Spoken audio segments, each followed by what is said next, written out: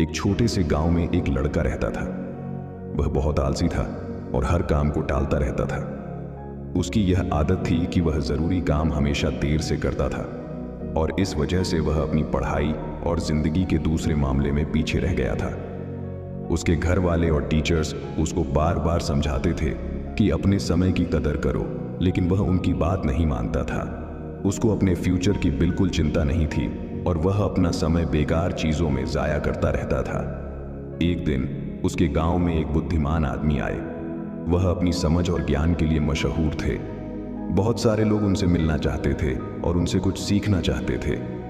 वह लड़का भी उनसे मिलने गया। सोच रहा था कि शायद वह बुद्धिमान आदमी उसको कुछ ऐसे टिप्स दे देंगे जिससे वह अपने दोस्तों से आगे निकल सके। जब उसकी बारी आई तो उसने बुद्धिमान आदमी के पास जाकर कहा, कृपया मेरी मदद करें, मैं अपनी जिंदगी में हार गया हूं। मैं अपने दोस्तों और क्लासमेट्स से हर फील्ड में पीछे हूं। मैं सबसे आगे निकलना चाहता हूं और सबसे अच्छा बनना चाहता हूं। कृपया मुझे बताएं, मैं कैसे ये कर सकता हूं। बुद्धिमान आदमी ने उस लड़के को प्यार भरी नजर से देखा और बोले, मेरे बच्चे, तुम इसीलिए तकलीफ में हो क्योंकि तुम अपने समय की कदर नहीं करते।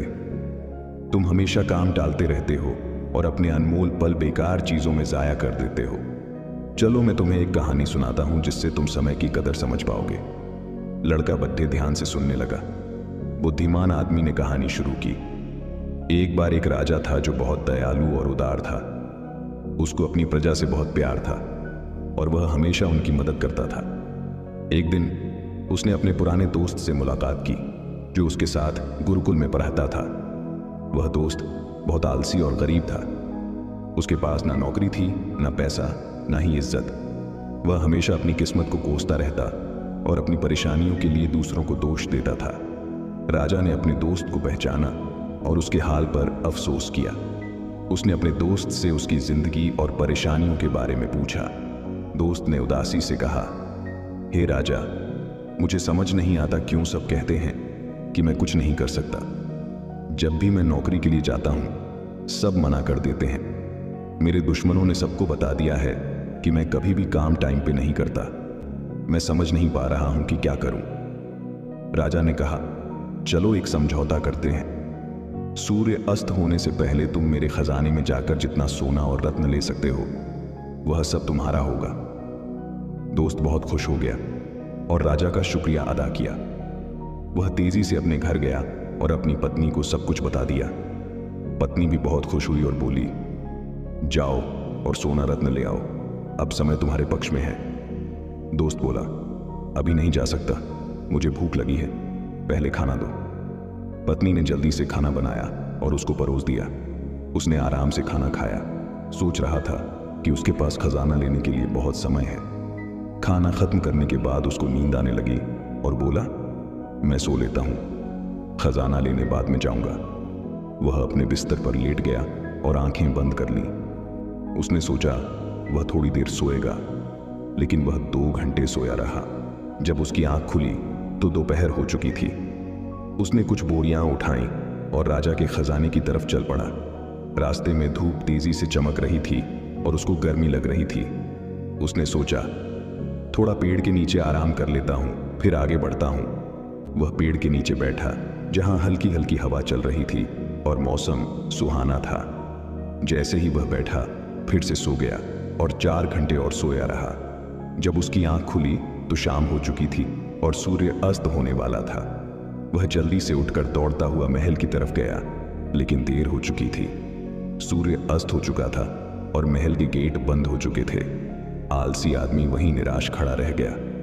उसने अपना मौका खो दिया था क्योंकि उसने अपने समय की कदर नहीं की थी।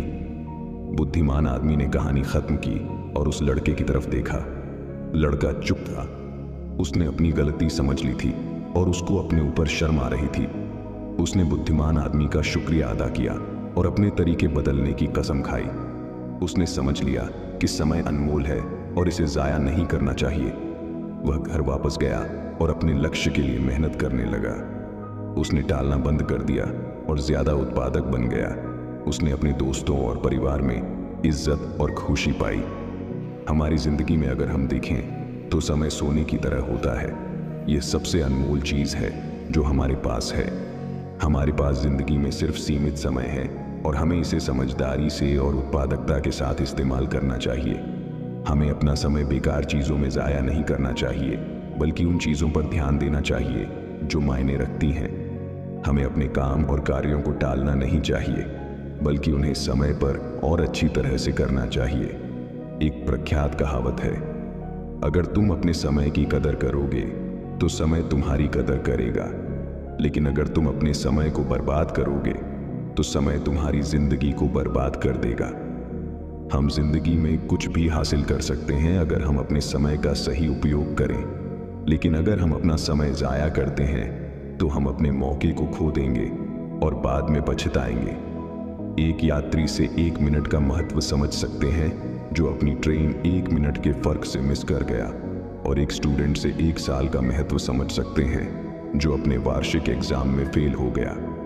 जो लोग अपने समय की कदर करते हैं वह अपनी जिंदगी में कुछ भी पा सकते हैं, लेकिन जो अपने समय की कदर नहीं करते वह अपनी जिंदगी में नाकाम हो जाते हैं।